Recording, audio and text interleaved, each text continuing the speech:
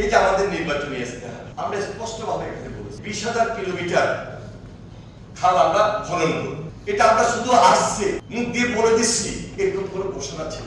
হিসাব বিকাশ করে আমরা বলেছি সারা বাংলাদেশে 20,000 কিলোমিটার খাল আমরা পুনঃখনন করব। ইস্তেহার অনুযায়ী তারেক রহমান কাজ শুরু করেছেন 3 মাস, তাহলে 5 বছরে এই গতি দ্বারা যদি আমরা অব্যাহত রাখি, আমার বিরোধী দল যদি সহযোগিতা করেন, আমি টার্গেট পয়েন্ট ফিল আপ করে আরো বেশি খাল খনন করতে সক্ষম হব ইনশাআল্লাহ।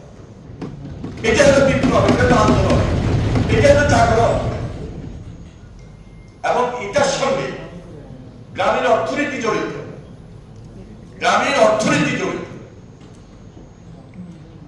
এটার সঙ্গে কৃষির উন্নয়ন জড়িত, এটার সঙ্গে মৎস্য সম্পদ জড়িত, এটার সঙ্গে পরিবেশ জলবায়ু জড়িত, ভূগর্ভস্থ পানির লেয়ার জড়িত। যারা এখানে উপস্থিত আছেন অনেকে অনেক মানে এই রিলেটেড সাবজেক্ট হয়তো পড়াশোনা করছেন, বা অনেকের বাড়ি কোস্টাল বেল্ট। চোখ বন্ধ করে বলেন আগামী 50 বছর যদি খাল খনন অব্যাহত না রাখি, ওই অঞ্চল পানির নিচে চলে যাবে, ওই অঞ্চলে থাকার কোনো সুযোগ থাকবে না। এই জন্য খাল খনন করে আমরা একদিকে ভূগর্ভস্থ পানির লেয়ার বাড়াবো, আরেকদিকে এই যে কৃষি, মৎস্য, পরিবেশ, কর্মসংস্থান এবং গ্রামের অর্থনীতিকে চাঙ্গা করব।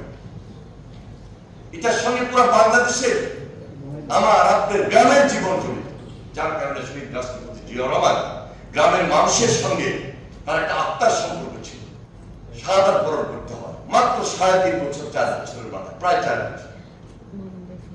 এটা বাংলাদেশের মানুষ তাকে হত্যা করা না। তিনি ষড়যন্ত্রের শিকার হয়েছেন, এবং তিনি কাদের দ্বারা ষড়যন্ত্রের শিকার হতে পারেন সেটা আপনি আমার বুঝতে বাকি নেই।